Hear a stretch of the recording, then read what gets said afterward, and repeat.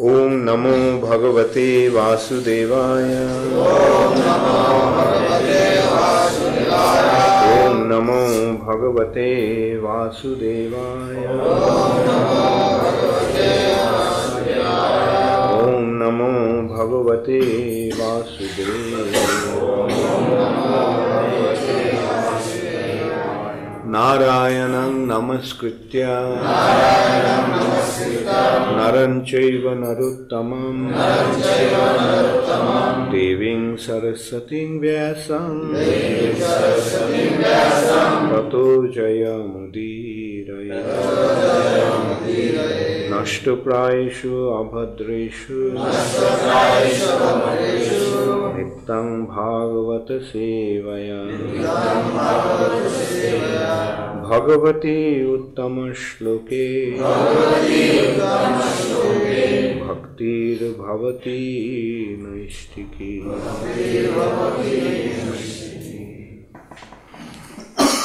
Srimad Bhagavatam, 2nd Canto, 9th Chapter, Text 46. Yesterday I mentioned this is the last verse of this chapter. A very important chapter at that.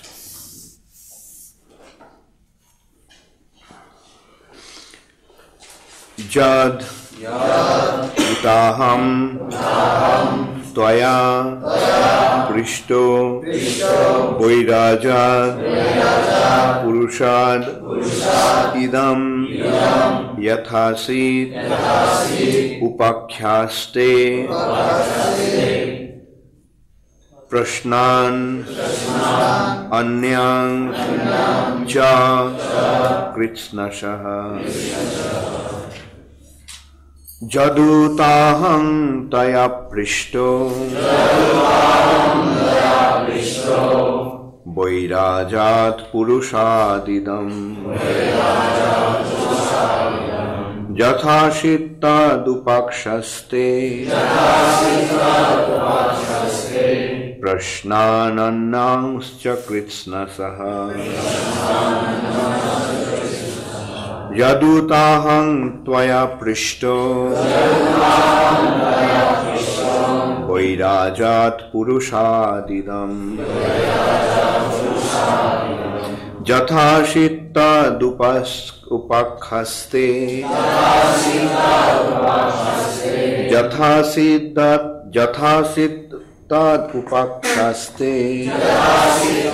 upākhyāste praśnān anyāṁś kṛtsnaśaḥ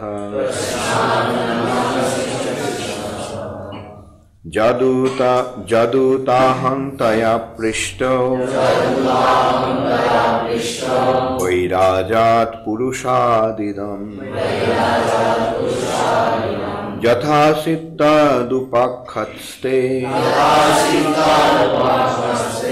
praśnān anyāṁś kṛtsnaśaḥ.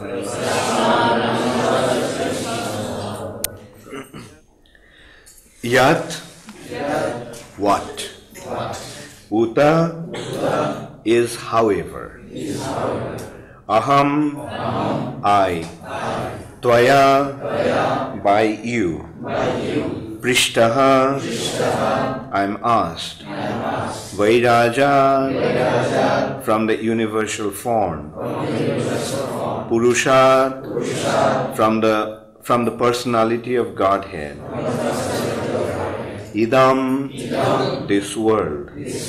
Yathā, as it. Āsīt, was. Tat, that. Upākhyāste, I shall explain. Praśnān, all the questions. Anyān, others. Cha, as well as. Kṛtsnaśaḥ, in great detail. Translation by His Divine Grace Srila Prabhupada. O King, your questions as to how the universe became manifested from the gigantic form of the Personality of Godhead, as well as other questions, I shall answer in detail by explanation of the 4 verses already mentioned. So all the questions of Parikshit Maharaj will be answered from these 4 verses by elaborating those 4 verses. Please repeat after me. O King, your questions as to how the universe became manifested from the gigantic form of the Personality of Godhead, as well as other questions, I shall answer in detail by explanation of the 4 verses already mentioned. Purport by Srila Prabhupada. As stated in the beginning of the Srimad Bhagavatam, this great transcendental literature is the ripened fruit of the tree of Vedic knowledge, and therefore all questions that can be humanly possible regarding the universal affairs beginning from its creation are all answered in the Srimad Bhagavatam. The answers depend only on the qualification of the person who explains them. The 10 divisions of Srimad Bhagavatam, as explained by the great speaker Srila Sukadeva Goswami, are the limitation of all questions, and intelligent persons will derive all intellectual benefits from them by proper utilization. Thus end the Bhakti Vedanta purports of the 2nd canto, 9th chapter of the Srimad Bhagavatam, entitled Answers by Citing the Lord's Version. So, it's a very wonderful verse and a brilliant purport by Srila Prabhupada, although very small, not a very elaborate purport, but this purport is so powerful, so potent. In this one purport, Prabhupada is actually explaining that Srimad Bhagavatam is the essence of the entire Vedic scriptures, Vedic knowledge. Is the ripened fruit of the tree of Vedic knowledge. Why do we need a tree? Why do we need a mango tree? Why do we need a mango tree? For mangoes. The purpose of the tree is the fruit. Similarly, if Bhagavatam is compared to a tree, Bhagavatam actually has been compared to a tree, a very special kind of tree. What kind of tree is that?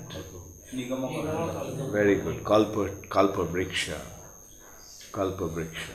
Kalpa vriksha means desire fulfilling tree. If you go to a mango tree, you will get only mango.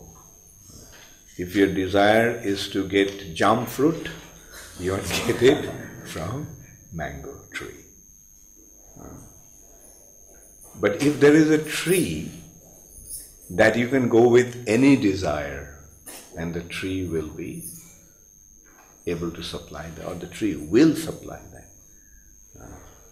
Is there any tree like that? Brajakishore? Is there some tree that fulfills all desires? Yes. Where is that tree? Okay, what's it called? Kalpataru. Kalpavriksha, Kalpataru, desire tree. Now, if there is a tree that fulfills all desires, can you imagine how wonderful would be the fruit of that tree? There is a tree that fulfills all your desires. Then how wonderful will be the fruit of that tree? And not only that fruit, the fruit will be wonderful, but it will be even more wonderful if the fruit is fully ripened. And then, if a fruit is picked by a parrot, what happens? Do you know this secret? या क्या होता है? Test. हाँ, बहुत tasty बन जाता है. और भी मीठा हो जाता है. तो sukha, the word sukha actually means also a parrot. Sukadeva Goswami. Now this fruit has been blended with the nectar from the mouth of Sukadeva Goswami. It has been pecked. It has been spoken by Sukadeva Goswami. Therefore it has been even more relishable. And that is Srimad Bhagavatam. The third verse of the Srimad Bhagavatam explains that. Nigama called, that's what actually that verse says, the third verse of the first chapter of the first canto. Nigam means the Vedas. Just Vedas have agama and nigama. Just Vedas have Shruti and Smriti. Shruti and Smriti. Agama and nigama. So the Vedic knowledge is described as nigama. And nigama is has been compared to kalpavriksha. Nigama kalpatarur golitam phalam, the ripened fruit of that kalpataru. Galita means ripened. Golitam phalam. And sukha mukhad amrita drava sangyutam. It has been sangyutam. Sangyutam means mixed with, blended with. Sukha mukhad amrita, the nectar from the mouth of Shuta Goswami. And who drinks this fruit? Pīvata Bhagavatam rasam alayam. This rasam alayam, rasam means juice. Rasam means juice. And now this fruit is the alayam. Alayam means just like Himalayam. What is Himalayam? Alayam means reservoir, the source. So Rasamalayam, the reservoir of rasas. Pīvata Bhagavatam, who drinks this Rasamalayam, this rasas from this, the original nectar from this original source, Srimad Bhagavatam, Muhuraha Rasika. Rasika means those who understand or those who can relish the rasas. Rasika, devotees, those who relish the rasas. And how do they drink this? How often? Muhu. Muhu means constantly. So constantly they drink it. Nittam Bhagavata Sevaya.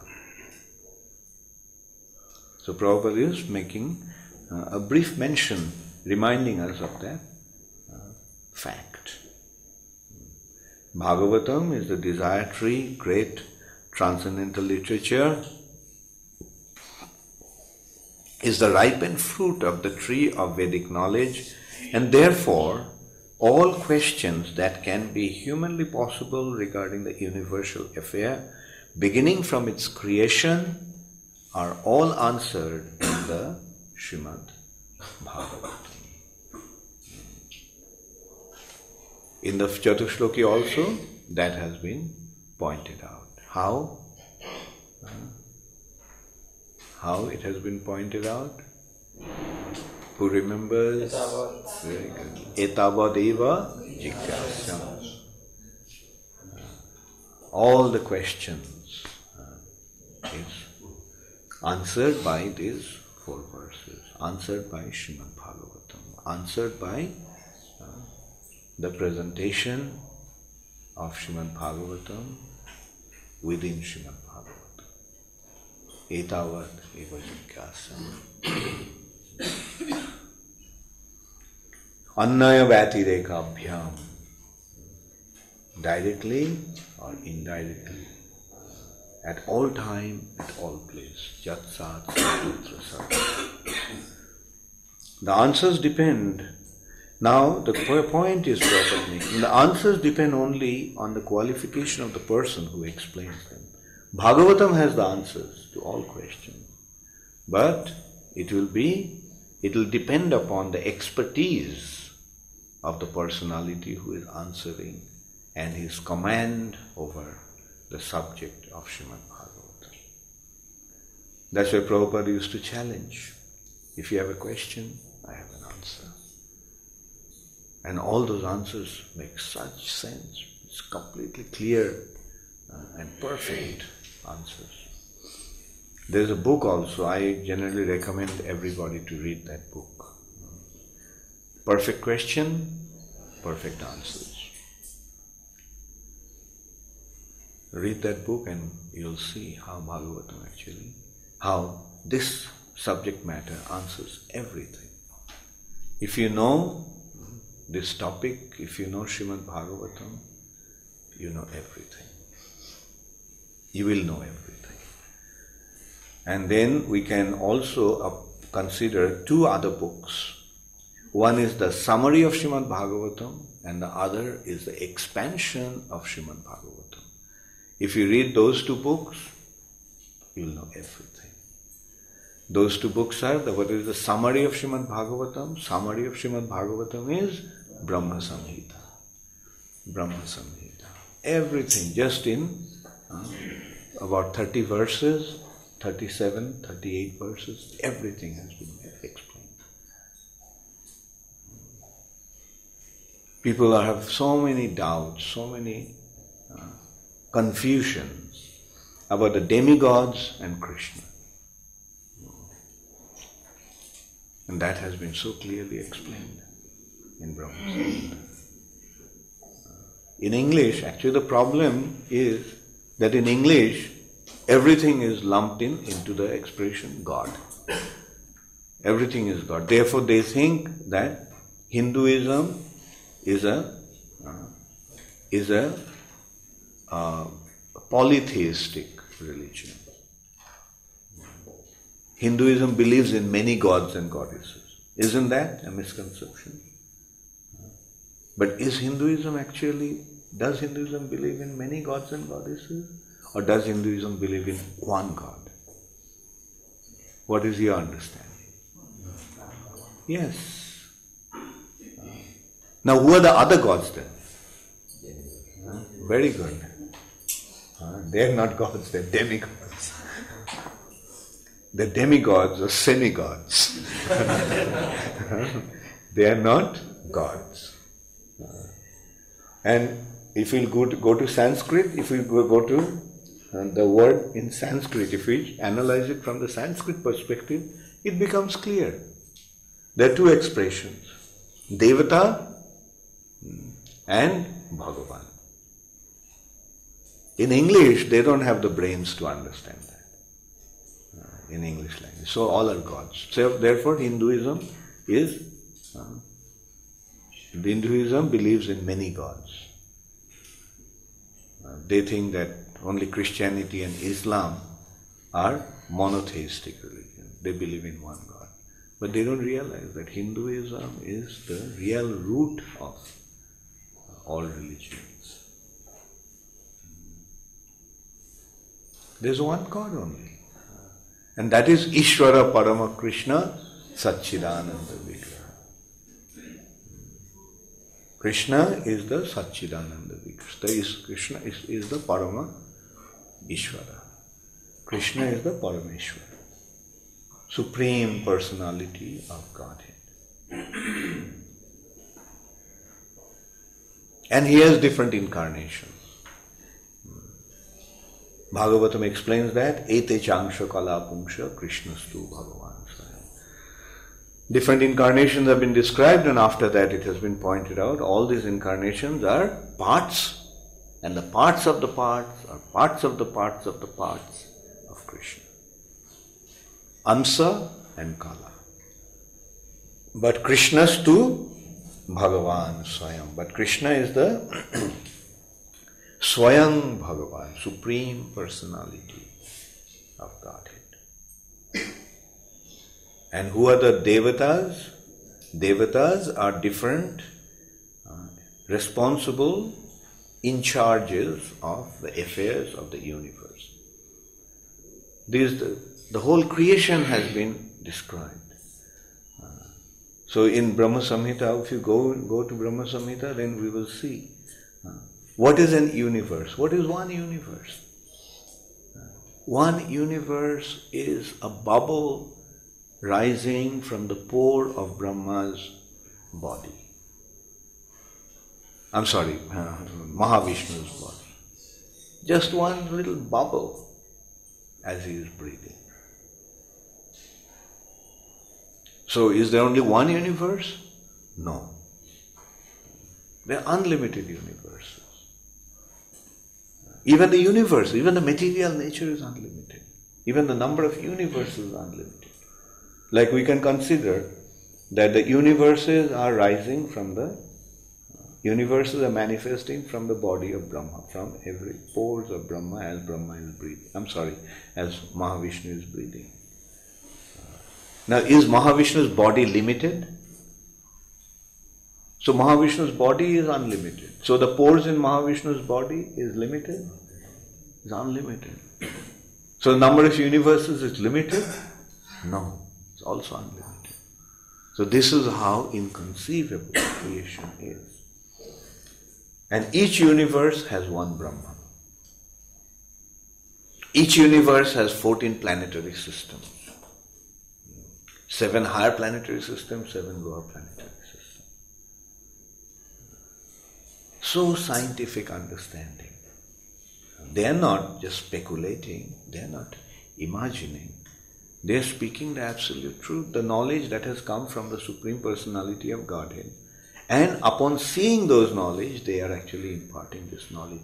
Like who knows better than the universe than Lord Brahma himself? And when Brahma is actually speaking, should we accept his authority? When Brahma is saying there are 14 planetary systems, should we speculate? No, there are 25 planetary systems.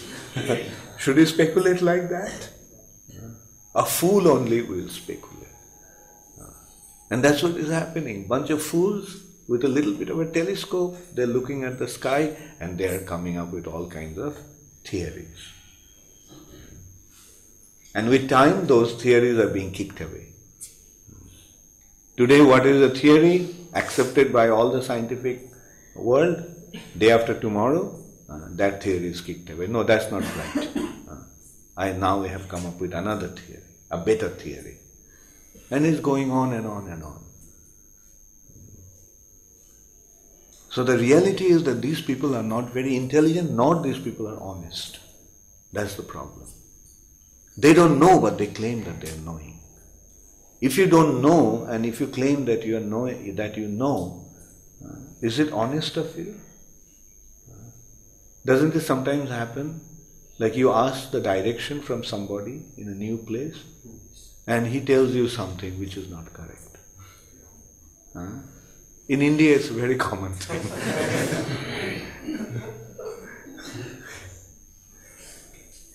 You ask him, where is Mahakaleshwar temple? And he points out to ISKCON temple. So is this honest? No. Lying is not honest.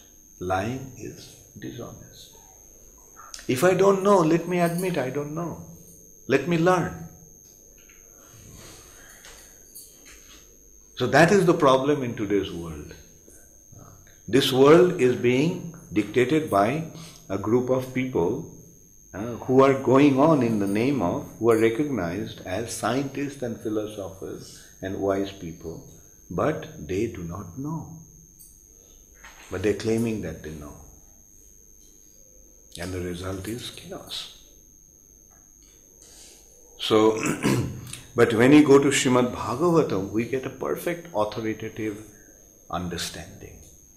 Brahma is speaking. Why should Brahma lie? And Brahma's perception is much clearer than our perception. And then eventually we get to know Brahma didn't actually get this knowledge just from his own intellectual and sensual faculties. Brahma didn't speak like this just by speculating on what he was seeing with his material perception. The knowledge that Brahma is giving, what he received by the mercy of the Supreme Personality of Godhead, and he saw this reality face to face when his perception became spiritualized. So with this, that is the authority of Brahma. Brahma is not lying, nor does Brahma have any reason to lie. Rather, Brahma was sincerely considering, where am I? Who am I? And what am I supposed to do here?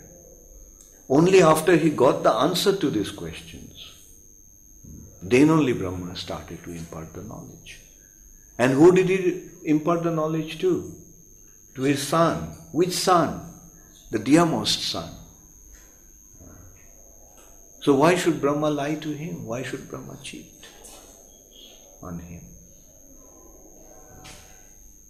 And then Narad, being fully concerned about the situation of Vasudev, imparted the knowledge unto him. And Vasudev, a genuine well-wisher, he was considering how to benefit the people of this age of Kali. How to benefit them. Because he could see the condition of the age of Kali long before the age even actually started. Now, today we can see how degraded the age of Kali is, whether we want to admit it or not. But Vasudev saw it long time ago, 5,000 years ago. Therefore he decided to give this knowledge. And in a way that people can accept it, people can understand it. But still he was discontent. He was not satisfied. He was not happy. That's why Narad came and told him that, look, this is where you are lacking. You have not glorified the Supreme Personality of Godhead in an unalloyed way. You did not describe the unalloyed, uncontaminated, completely pure glorification of the Supreme Personality of Godhead. That's why you are not content. People must know him as he is. And that's why, that's how Vasudev recognized the importance of Srimad Bhagavatam. And at that ripened stage of his maturity, at that matured stage of his spiritual presentation, Vasudev, when he exhausted everything else had been done, only this much was left. He presented Srimad Bhagavatam.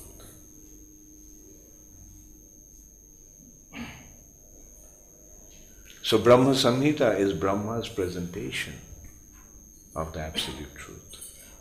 He is the essence of his understanding upon seeing the Supreme Personality of Godhead face to face in the spiritual sky. Brahma has given Brahma Samhita. So that is the essence of Srimad Bhagavatam. How many of you read Sri Brahma Samhita? Oh, so few. Okay. Many of you didn't read. Make it a point to read Brahma Samhita. When did I give a seminar on Brahma Samhita? How long back was that? More than 2 years. More than 2. Okay, maybe we should give another seminar. How many of you think that there is a need for a seminar on Brahma Samhita? Okay. Okay, very good. Okay, so I'll give a seminar on Brahma Samhita. Should I do it next week? Next week? No, I'm here next week. You are leaving.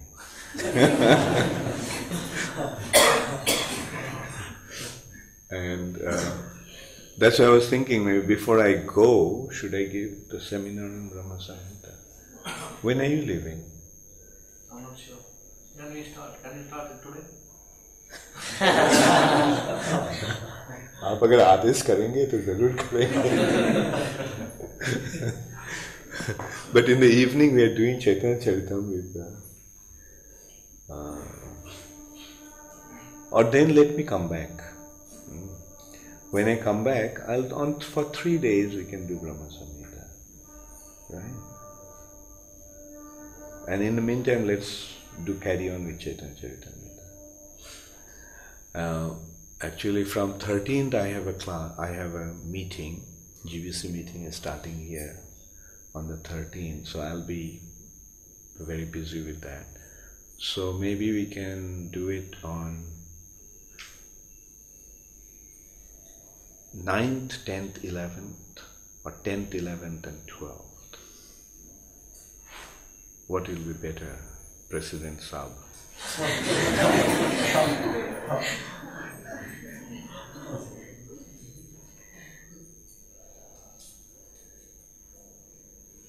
What is 9th, 10th and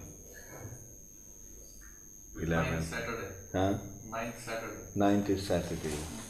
9th, 10th, 11th. So ये 3 दिन करते हैं? Or should we do it Friday, Saturday, Sunday? Friday, Saturday, Sunday. Friday, Saturday, Sunday will be better. Coming back on 8th. I'll try to. I'm actually flying from London on 6th, so I'll be here on 7th morning. Yeah, I can come back on the 8th morning, or 9th we can start. No, is it 8th? Yeah? You're saying 8th. 8th, 9th and 10th. Okay, so we will do Brahma Samhita again. I love to do Brahma Samhita. It's such a beautiful. I did Brahma Samhita in Durban. That was how many years ago? Must have been about 20 years back. Yeah. There also I did it for 4 days. Yes.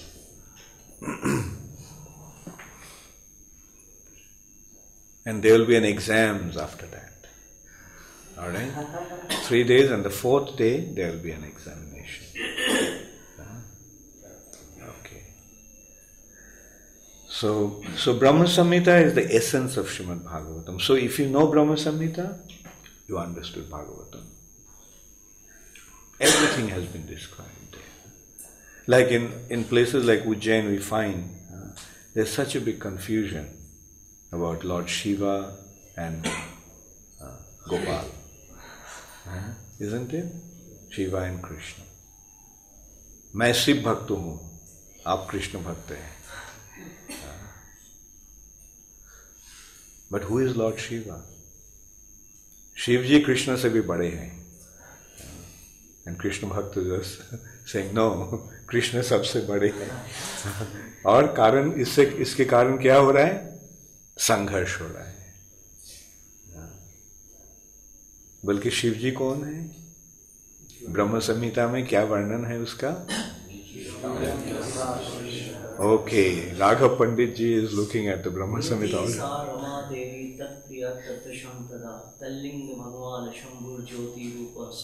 Very good. Okay, Hindi बता, अंग्रेजी में बता दो. ठीक है, हिंदी में ही बता दो. माया के संग की गौण प्रक्रिया का वर्णन हो रहा है.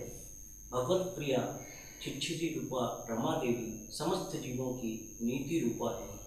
कृष्ण का दिव्य अंश इस भौतिक जगत की सृष्टि करता है. सृष्टि के समय इस कृष्णांश से जो स्वांश ज्योति प्रकट होती है वही भगवान शंभु रूप भगवत लिंग अर्थात प्रकटित चिन्ह विशेष है. वही सनातन ज्योति के धुंधले प्रकाश का आभास है. वह लिंग नीति के वशीभूत भौतिक जगत के उत्पादक का अंश है. नीति से जो प्रसवनी शक्ति उदित होती है वही अपरा शक्ति योनि रूपी. अच्छा ठीक है, ये तो माया है. बल्कि शिव जी के बारे में जो बताया फिर से बता दो. कृष्ण का दिव्य अंश इस भौतिक जगत की सृष्टि करता है. सृष्टि के समय उस कृष्णांश से जो स्वांश ज्योति प्रकट होती है वही भगवान शंभु भगवत लिंग अर्थात ओके, हाँ सब समझ गए? हाँ कोई प्रश्न है? हाँ? कृष्ण का जो शक्ति जगत का सृष्टि करता है, जो अंश जगत का सृष्टि करता है, कौन से अंश जगत का सृष्टि करता है? महाविष्णु। विष्णु रूप के द्वारा जगत का सृष्टि होता है। अच्छा, उनका जो ज्योति है, ज्योति का मतलब कौन सी ज्योति? ये विष्णु का ज्योति कौन सी ज्योति यहाँ जिसका वर्णन हुआ है? उन्होंने जब माया के प्रति दृष्टिपात करते हैं, वो दृष्टिपात है शंभु। अच्छा, आप विचार करो, माया के साथ शिव जी का संपर्क क्या है? महामाया के साथ शिव जी का संपर्क क्या है? हाँ, पति है, माया के पति है शिव जी। पार्वती, दुर्गा, काली सब शिव जी के पत्नी हैं। हाँ, तो शिव जी ऐसे विष्णु का अंश है, कृष्ण का अंश है, जो इस भौतिक जगत में सृष्टि कार्य में युक्त रहे हैं। सृष्टि कार्य में कैसे? क्योंकि उनकी दृष्टिपात के द्वारा सारे जीवात्माओं इस भौतिक जगत में आता है। अच्छा, आप देखिए, शिव जी पिता है, ये माया क्या है? माया माता है। तो शिव जी माया का पति है, तो शिव जी कौन हो रहा है? पिता हो रहा है। और पिता के रूप में पिता क्या करते हैं? पिता के माध्यम हम भौतिक जगत में आते हैं। तो ऐसे शिव जी के माध्यम हम इस भौतिक जगत में आए।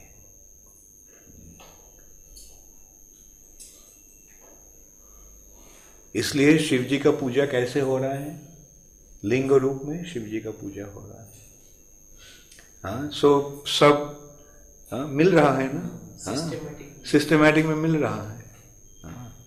तो अब क्या संघर्ष रहेगा शिव जी के साथ कृष्ण भक्तों का? नहीं। और एक श्लोक है बहुत सुंदर, जो ब्रह्म संहिता में ब्रह्मा जी का वर्णन है शिव जी के बारे में। क्षीरं यथा दधि विकार विशेष योगात् संजायते नहीं ततः पृथक् अस्ति हेतो या संभूतामपि तथा समुपैति कार्याद् गोविंदम आदि पुरुषम तमहं भजामि। क्षीरं यथा दधि विकार विशेष योगात्, just as milk becomes yogurt in contact with acid. पता है ना सबको दही कैसे बनता है? एसिड के कारण दूध दही हो जाता है। वैसे ही सिमिलरली क्षीरं यथा दधि विकार विशेष योगात् संजायते nahi tata prithak asti hetu. There is no difference. Milk and yogurt, is there any difference? Milk has become yogurt, dahi. Similarly, jasambhutam api tatha samupaiti karjat. In order to perform some specific activity, jasambhutam, he became Sambhu, Shambhu, Lord Shiva. And what is that activity? The activity is to deal with the material nature. This Maya, material nature, is Krishna's external energy. Since it is Krishna's external energy, can Krishna deal with her directly? No. Then it will not be external, it will become internal, right? Therefore, to deal with his external energy, Krishna manifests himself as Lord Shiva. And who is Maya? Maya hi jasya jagadanda satani sute trigunna tad vishaya veda vitayamana sattavalambi parasatta vishuddha sattvam govindam adi puruṣam tamaham bhajami. And another verse is there on Maya. What is that verse? Srishti sthiti pralaya sadhana shakti rekha छाएव जस्य भुवनानि विभर्ति Durga इच्छानुरूपम अपि जस्य च चेष्टते सा गोविंदम आदि पुरुषम तमहं भजामि. Everything is explained. And some people become very exalted, they become kings and they become very important personality. How does it happen? How does it happen? I'm forgetting the first line of that verse. 36th, 34th verse. देखो तो 34th verse क्या है? हाँ, पंथास्तु कोटि शतवत्सर संप्रगम्यो. No, that is the remoteness of it. अच्छा, 34 क्या है? पंथास्तु कोटि. 35. Ekopasau rachitum jagadanda koti shashish. Okay. No. Okay. Maybe then it will probably be 33.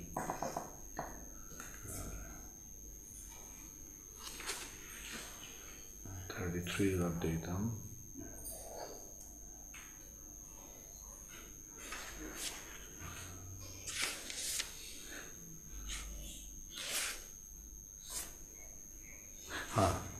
Actually, this is 36. Jad bhava bhavito dhiyo manujas tathaiva samprapya rupa mahima sanajana bhusha suktoi jameva nigama prathitoi stuvanti govindamadi puruṣam tamaham bhajami. इसका शब्दार्थ, इसका अनुवाद है, भाव भक्ति से भावित हृदय वाले मनुष्य अपने उपयुक्त रूप, महिमा, आसन, वाहन तथा आभूषणों को प्राप्त करके वेद कथित मंत्र सूक्त द्वारा जिनकी स्तुति करते हैं. अर्थात ये जो हमें जो कुछ मिल रहा है, अपना रूप, महिमा, आसन, आसन का मतलब पोजीशन, ये सब किसके कारण मिल रहा है? कोई एक अगर राजा बना है, किसके कारण राजा बना है?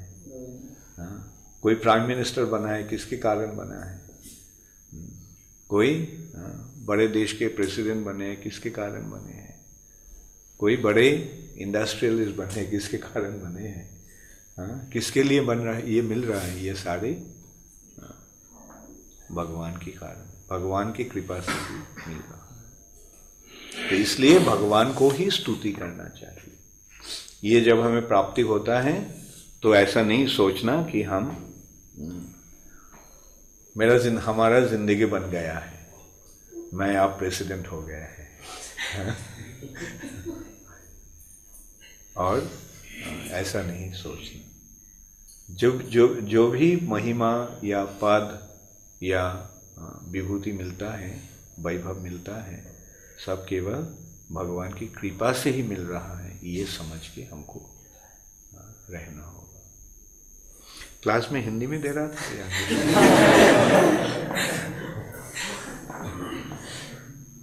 It's good. I think my Hindi is improving.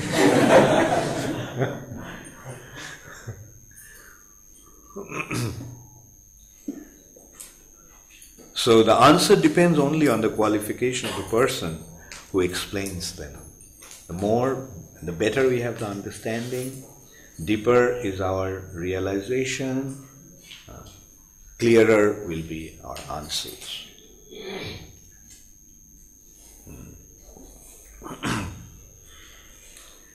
And what is the bottom line actually? How does Bhagavatam is giving us all the clearer understanding? It is very simple actually. The first understanding is, as Krishna pointed out in Bhagavad Gita. What did Krishna point out to Arjuna at the beginning of Bhagavad Gita? When Krishna started to answer, or Krishna started to instruct Arjuna, what is the first subject, first topic that Krishna dealt with? Right. That Krishna pointed out, the verse that Krishna used was tvayā yatu nasam natvang neme janadeva. There was never a time when you, I and all these kings did not exist. And there will never be a time. And then Krishna went to explain The difference between the body and the soul. Now, if we can understand this much, the difference between body and soul, then 50%, 60% or 70% problem is solved. That is the main problem. To recognize that this body is not everything, matter is not everything. The soul is the main criteria, main personality. I am, generally we think I am this body, isn't it? When you stand in front of the mirror, you think, oh, how handsome I am, how beautiful I am. But actually I am very beautiful, but I can't see that in the mirror. The soul is so beautiful. Soul is youthful, eternally youthful. Soul never gets old. It's the body that becomes old. The soul is always youthful. Therefore we see that the spiritual bodies do not become old. Did you ever see Krishna as an old man? No. Did anyone ever see Arjuna as an old man? No. They're all eternally youthful because they're in the spiritual identity. You also become situated in a spiritual identity, you'll become eternally youthful. You'll also become so beautiful. Our real beauty is there already in us. We don't have to become beautiful. We are beautiful. But we have to recognize that identity of ours. And then Krishna explains, what is the soul? What is the soul? He elaborately explained. The soul cannot be cut by any weapon. Nainam chindanti shastrani, nainam dahati pavakaha, na chainam kledayante apo, nayam shoshayati marutaha. Acchedvayam adajvayam akledda shusha evacha. So it cannot be burnt by fire. It cannot be cut by any weapon. It cannot be moistened by any water. It cannot be dried by air. So this is the nature of the soul. So where did the soul come from? The soul came from the spiritual sky. So that is the nature of the soul. And so Krishna then explains what is the soul, what is the spiritual world, what is the material world. So everything has been explained. Now if you understand that, isn't everything understood? Isn't all the problems solved?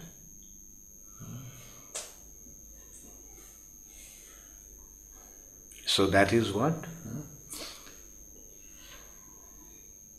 The 10 divisions of Srimad Bhagavatam, as explained by the great speaker Srila Sukadeva Goswami, are the limitation of all questions. That will be explained in the next chapter. The 10 lakshanam, the 10 symptoms, the 10 characteristics of Srimad Bhagavatam, Bhagavad Purana.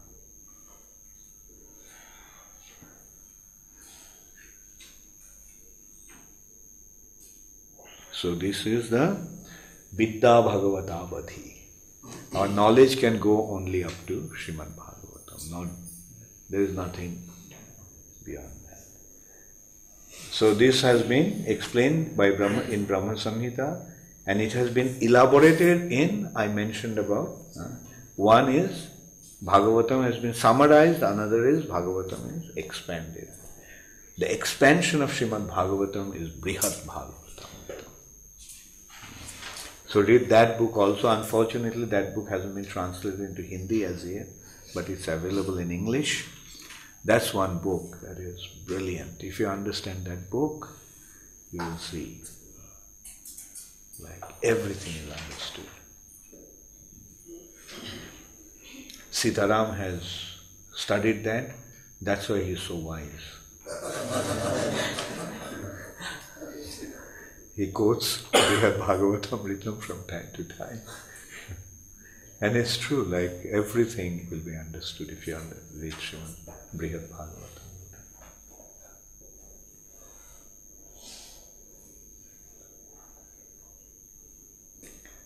So, thus end the Bhaktivedanta purports of the second canto, 9th chapter of the Srimad Bhagavatam, entitled Answers by Citing the Lord's Version. So does anybody have any question? It's the point made that the topic is elucidated or clarified by the expertise of the speaker. But now there are some restrictions about sitting on the seat of the ass. Certain qualities has to be imbibed by the speaker, which in ISKCON we see, due to the fact that we in the West, we are speaking many times. Simply, you go to some temples, a lower level devotee is giving Bhagavatam class because of being in the parampara. When we consider time, place, and circumstance in terms of preaching, to what extent do we adjust? Because frankly, many of the lectures I've heard in Cape Town are so extremely boring that, in order to create a captive audience, to what extent do we have to go to ensure that, particularly in today's environment, that our audience are captivated by the subject matter? You see, a devotee is like a swan. He simply extracts the milk out of water. And a devotee or an intelligent person learns from every situation. So when you listen to a boarding class, at least you learn one thing, how not to give a boarding class.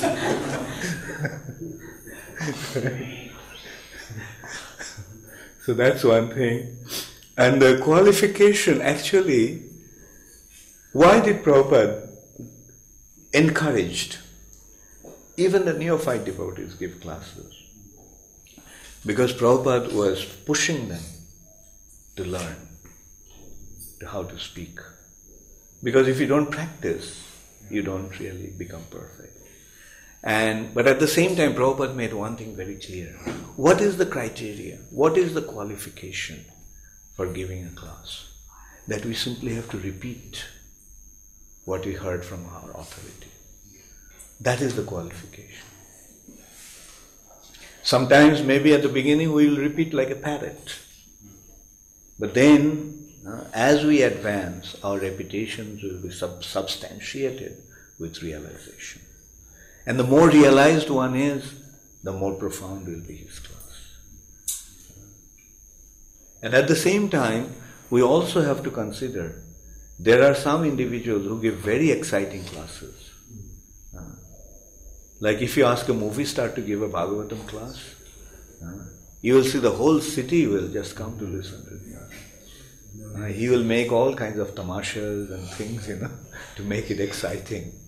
So there are many actors, who give classes, who speak on Srimad Bhagavatam. But they are not repeating. If they are repeating, they are simply imitating some movie star. If they watch, a movie star speaks like this, and his movements, his gestures, and they imitate that and make their classes very exciting, but there is no benefit. Whereas if a person just repeats, like for example, yesterday I was asking Gaurangi whether she would give the class. And yes, she is also able to give class. Like I'll give you an example. Like once, Prabhupada, at that time Shamsundar Prabhu and Malati were Prabhupada's secretary. Shamsundar was Prabhupada's secretary, and he was traveling with his wife Malati and his daughter Saraswati. And one very important person came to meet Srila Prabhupada, and he was waiting to see Srila Prabhupada. And Malati in the meantime, Saraswati was only about 4 or 5 years old at that time, was talking to that man. And so in course he asked, "Do you know Krishna?" And the man jokingly replied, "No, I don't know Krishna." She said, "Oh, you don't know Krishna? Krishna is the Supreme Personality of Godhead." And when Prabhupada heard Prabhupada said that is preaching. That is Krishna consciousness. Even a little child can preach to a minister. Do you know Krishna? Krishna is the Supreme Personality of Godhead. If you can just convey this much, that's good enough. So preaching, we have to, or deliverance of the classes and things. Whatever we know, whatever we learned, we can just repeat that. We can just speak that. Whatever we have accepted, we can speak that. And that is the qualification. We simply have to repeat. We don't have to concoct anything else. Just repeat what our previous acharyas have spoken, what Srila Prabhupada has given. That's the qualification. Yes, Arti? I suppose it's also important that the speaker be properly situated by following the regulated principles. And I think a Sitarang will attest. Not only a speaker, even a new bhakta have to. That is a must in ISKCON. That's a must. No, that is. Sitarang can attest. I'm sure that he's always been a powerful speaker, but now that he's properly situated and following properly, the message will be accepted more because of that. Now we'll see his power when he goes to South Africa. I'm a little worried actually.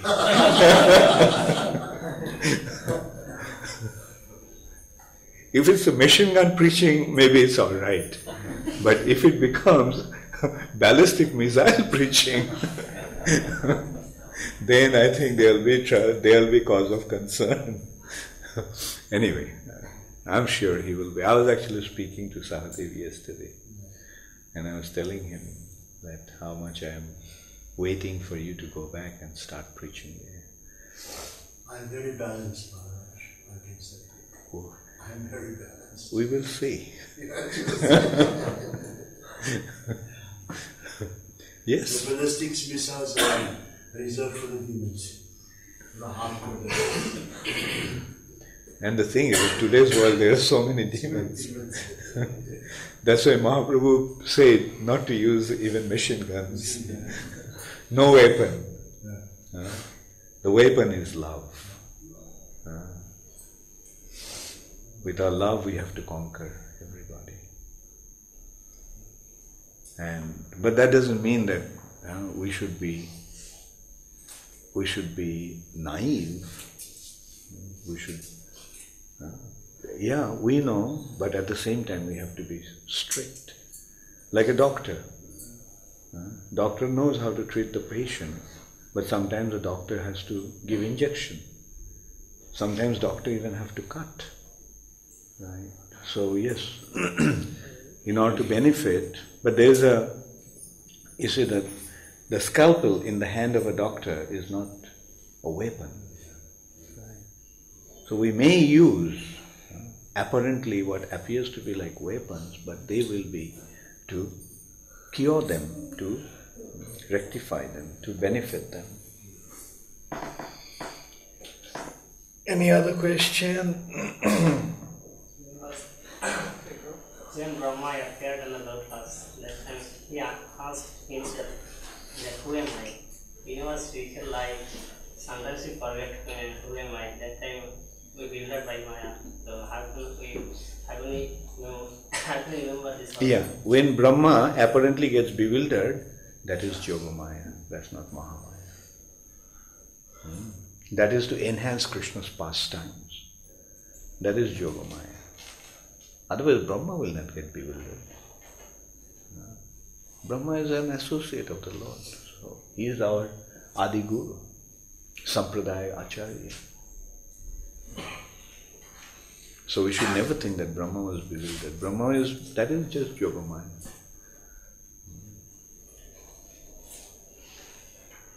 As you told, the first understanding is tvayā, aham, then difference between body and soul, then the nature of soul, then the difference between spiritual and material. What is the bottom line? In Bhagavad Gita, bottom line is sarva dharman parityajya mamekam sharanam vraja. Now that you understood, The difference between matter and spirit, and that you understood, that I am the source of everything, surrender unto me. Right? That's the bottom line, according to Bhagavad Gita. But in Srimad Bhagavatam, the surrender is not enough. You love me. Love is what is guided in Bhagavatam. Yes, Sony? No, I am a part and parcel of Krishna. Is a good option, or I am a soul? Is a good option. Both are the same. As a soul, what are you? No, it's the way, but depend upon the person to person. To my Okay, soul fine. is the Soul, to I am the soul is better than I am the body. Right? Relatively better. But as a soul, I am part and parcel of Krishna. So That is I am. This concept is More advanced. I am the part and parcel of Krishna is more advanced. And I am part and parcel of Krishna in which way? As a spiritual being. Right? soul concept is sometimes relative, but part and parcel of Krishna. Yes, good, very good. But as a part and parcel, what do? Do you become Krishna? No. Okay, that's good.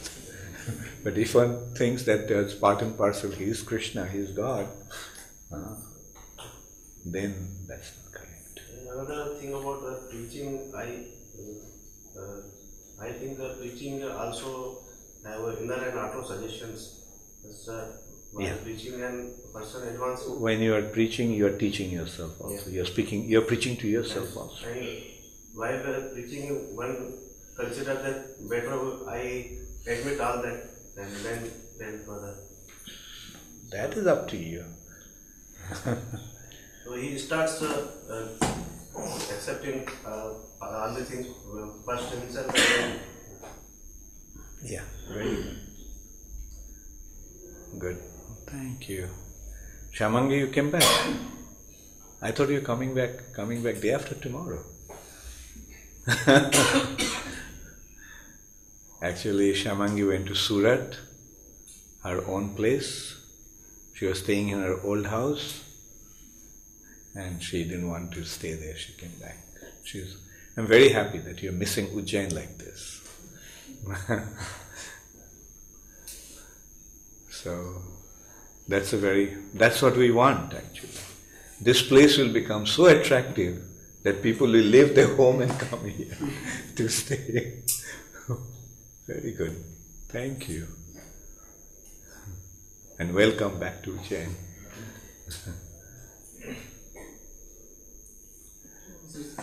Three books, Perfect Question, Perfect Bhagavad, third one, Brihad Bhagavatam. Brihad Bhagavatam. Brahma Samhita Bhakti Siddhanta Saraswati part is too difficult to understand. So anyway, that's why you're giving seminars. Maharaj, what about the controversy that it's not actually Govin's Bhakti Siddhanta who wrote Brahma Samhita? The English translation was not by him. It was by one of his disciples called Professor Shanyal. But in ISKCON, the English one that we printed, we actually presented as this translation by Bhakti Siddhanta Saraswati. The Bengali one is by him. That one is simpler in the English translation? In his explanations for... Simple and difficult is a consideration of your understanding. If you understood, it's simple. And Bhakti Siddhanta, actually it's simple. I think it's easy. Well, I don't know why a Pandit like Ganga Narayan is finding it. Convoluted the level of the English in the English translation. No, yeah. It's very convoluted. It's not that is actually, if you read Bhakti Siddhanta Saraswati Thakur's English, you have to sit there with a dictionary and every 1 minute you have to look at it. Bhakti Siddhanta Saraswati Thakur's English writing is really difficult. Even for an Englishman it was difficult. You know, like it has been mentioned why he wrote like that. Because those days India was under the British domination. And in order to prove to the British